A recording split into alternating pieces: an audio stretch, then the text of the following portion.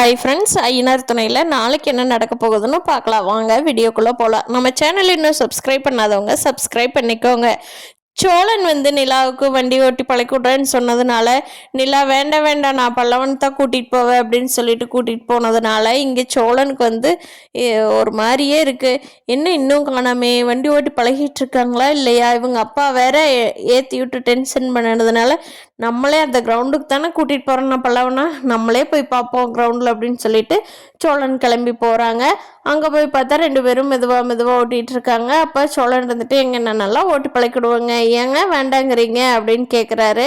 அதுக்கு நிலா சரி வாங்க, ஆனால் என்னை கலாய்க்கக்கூடாது அப்படிங்கிறாங்க. இல்லைங்க நான் கரெக்டாக தானுங்க சொல்லி தருவேன், இப்படி ஓட்டிகிட்டு இருந்தீங்கன்னா நீங்கள் 1 மாதம் ஆகும் ஓட்டி பழகிறதுக்கு அப்படின்னு சொல்லிட்டு சோழன் லைட்டாக இது ஆக்சிலேட்டர் கொடுங்கன்னு சொல்லி முறுக்குறான். நிலா தெரியாமல் டக்குன்னு வேகமாக முறுக்கி விட்டுறாங்க.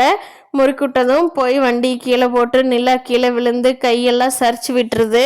சோழனும் பல்லவனும் ஐயோ அப்படின்னு ஓடி போய் நிலாவை தூக்கி பார்க்குறப்போ லைட்டாக தான் சரிச்சு விட்டுருக்கு. ரொம்ப பெரிய காயம் இல்லை, ஆனால் வலி தாங்குற அளவுக்கு நிலாவுக்கு காயாயிருக்கு. வண்டியில் வச்சு வீட்டுக்கு கூட்டிட்டு போனா வீட்டில் இருக்கிறவங்க எல்லாரும் பதறாங்க. டே எப்படா வண்டி ஓட்டி பழகுனீங்க, பாவண்டா அந்த பொண்ணு கம்முன்னு பஸ்லயே போயிட்டு வந்துட்டு போதுடா அப்படிங்கிறாரு சேரன் அண்ணா. அண்ணா அப்படி ஓட்டினா எப்போங்கண்ணா ஆஃபீஸுக்கு வண்டியில் போகிறது அப்படிங்கிறாங்க.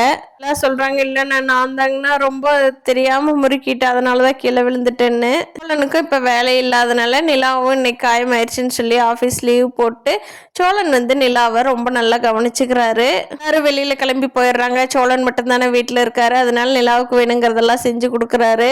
அப்படியாவது நிலாவுக்கு சோழனை பிடிக்குமாங்கிறத வரப்போகிற நாட்களில் பார்க்கலாம்.